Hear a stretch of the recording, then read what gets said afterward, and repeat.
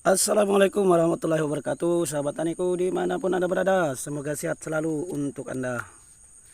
Ya bos, berjumpa kembali dengan kami bos pada hari ini, channel Tuah Kambon yang selalu ingin berbagi kepada anda, berbagi pengalaman. Jadi bos, penampakan terung kita pada hari ini ya seperti inilah. Sudah nampak bunganya bos, pertumbuhannya sangat subur, sangat hijau royo-royo. Jadi di hari ini kita akan melakukan penabasan atau pemotongan gulma yang ada di celah bedengan yang seperti ini bos.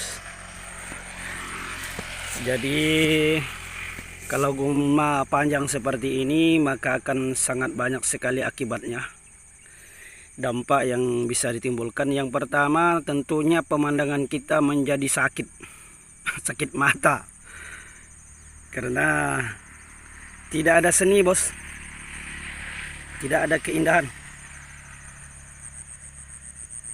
Dan tentunya kalau gulma terlalu panjang seperti ini akan berdampak kepada penyebaran penyakit. Kemudian gulma yang panjang seperti ini akan dijadikan tempat perlindungan atau bernaung dari hama-hama yang bisa mengganggu tanaman kita.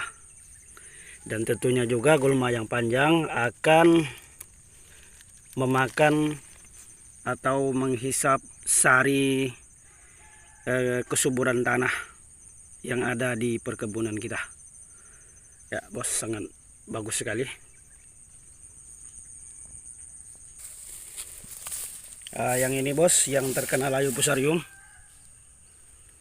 entah apa yang akan terjadi pada dirinya, tapi alhamdulillah tanaman yang di samping menunjukkan tidak masalah. Jadi bos, kita hari ini akan melakukan pemotongan dengan menggunakan mesin potong rumput. Dan di sini kita memperlihatkan adanya pestisida atau herbisida untuk mengendalikan gulma.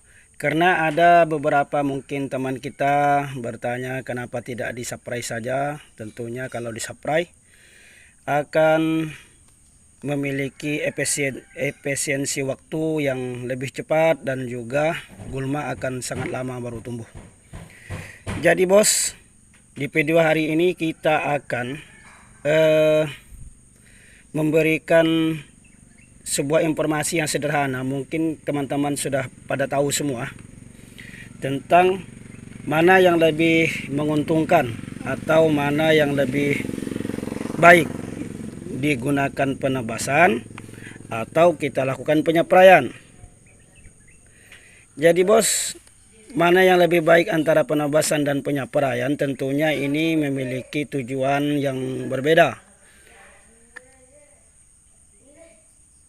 Kalau kita melakukan penyapraian, maka tentunya rumput yang ada pasti akan lama sekali baru tumbuh, dan juga memiliki kerugian. Racun yang kita pergunakan akan mengendap di dalam tanah sehingga mengakibatkan tanah kita akan menjadi gersang.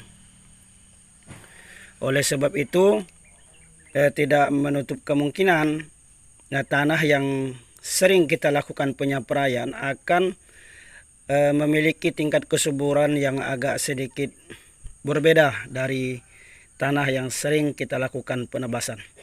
Jadi terus terang bos, di tanaman kita ini rumputnya begitu hijau royo-royo, itu dikarenakan kita memang kalau menggunakan pestisida herbisida kita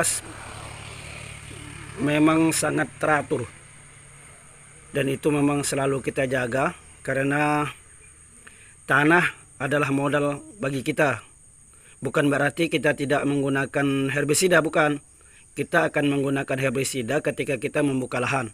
Kemudian setelah melakukan perawatan, kita hanya akan melakukan penyapraian yang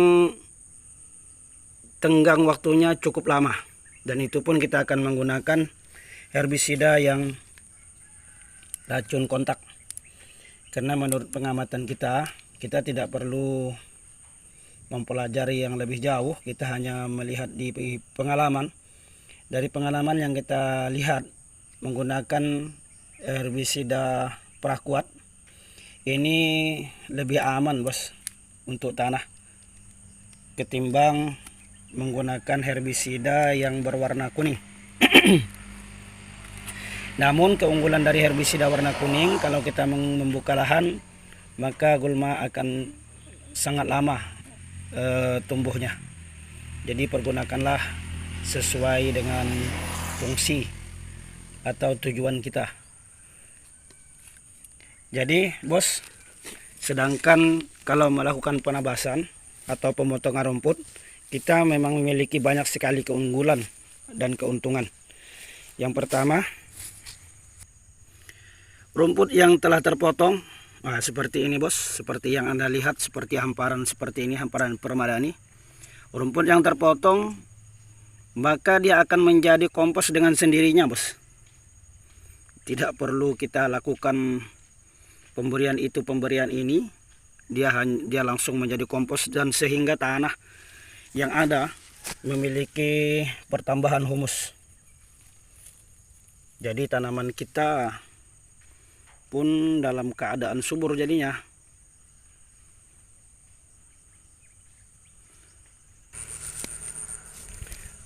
Oke bos, itu aja dulu ya informasi untuk hari ini.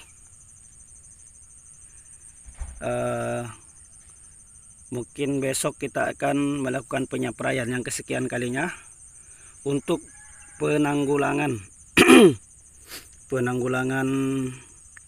hama ulat, sehingga buah nanti yang dihasilkan tidak terinfeksi ulat atau tidak terjangkit ulat.